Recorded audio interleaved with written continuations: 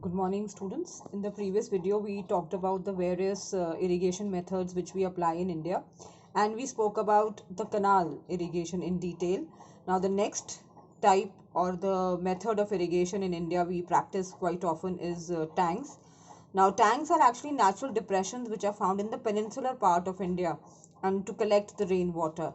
Now, why are we using it in the peninsular part of India? Is because Deccan Plateau, which we all know is also called as the peninsular India, it has very hard and non-porous rocks. Therefore, tank irrigation is more suitable in South India because when the rainwater is collected in these depressions, then the water does not seep inside and therefore we do not lose on water, and therefore it is practiced in the Deccan Plateau area. Now, what are the advantages of these tanks? One, it stores the rainwater which generally flows away and ruins the entire water quality of the rivers, lakes and seas and oceans. Plus, it increases the underground water table. It is much cheaper than canals because these depressions are found naturally on the surface of the earth. Therefore, hardly any cost is required to make them store water. And then they can be used for domestic purposes also. Now, these tanks are basically, as I spoke earlier, they are natural depressions, so therefore they are cheaper than canals. Only a little embankment or a wall is required to be constructed around it so that the water does not outflow or overflow. Now, what are the disadvantages which we have for the tanks? The tank water, it's open from the top and it is very shallow, so it can very easily dry up after the rainy season is over in a month or two, and so when it is actually required, the water is not there. Then they occupy a very large area which we can otherwise use it for the purpose of cultivation. Therefore, we lose a lot of land for cultivation purposes.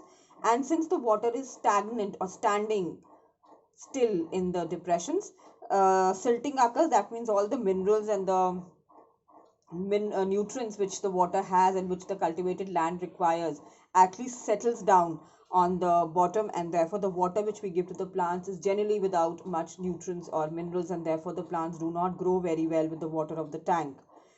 Now, the areas where tank irrigation is mostly followed is Tamil Nadu, Andhra Pradesh, Odisha, and Karnataka.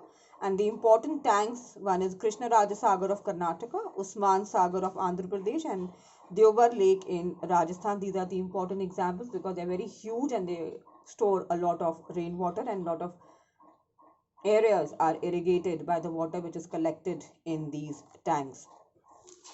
The third method of irrigation, of course, is wells, which is the most common means of irrigation, and most of us have seen these wells. So the water which is present inside the earth's surface is called as the groundwater or the subsoil water, and this water is tapped through the wells. Now, wells itself are of three types: lined, unlined, and tube wells. The lined wells are the pakka wells, which have a cement or a brick lining inside. Then we have an unlined well, which is also called as a kakcha well, which has no lining inside. And of course, the modern well, that is the tube well.